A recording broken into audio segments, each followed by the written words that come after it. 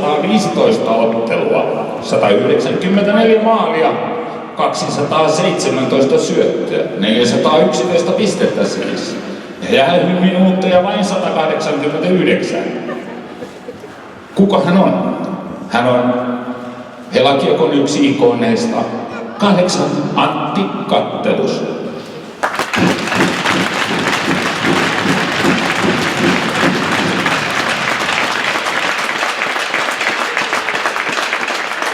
Antti on omien sanojensa mukaan saanut lähtölaukauksen kiekkoilun tuolta ulkokaukalolta vaahtosammuttimen kokoisena ja noin valtavan suurin miehenroikalle tuli sitten kuitenkin. Peliuransa alussa hän jaksoi vaihdosta toiseen Sirkka Erin appelsiiniveneellä.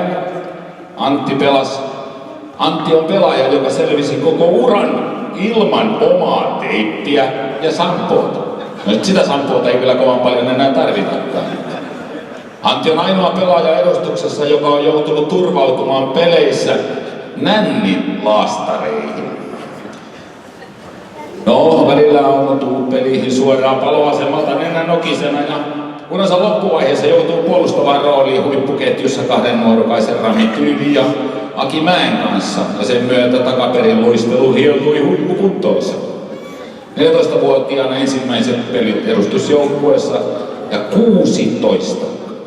14-vuotiaana ensimmäiset pelit edustusjoukkueena, jossa 16 kautta. Tästä hyvästä Antille Helakiekon piirin luovuttaa Jarkko Kotala.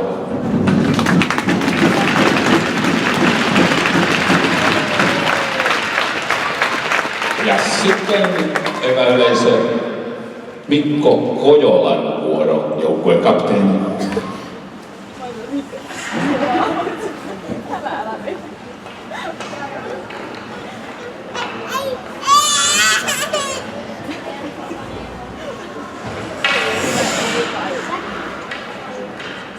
Hän luovuttaa Antille paidan numero 8.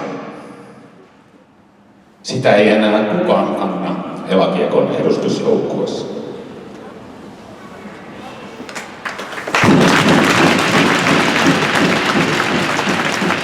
Ja sitten nousemme seisomaan. Ja koska olemme varuskuntapaikkakunnalla vielä toistaiseksi, asento katse vasempaan päin. Se on siellä.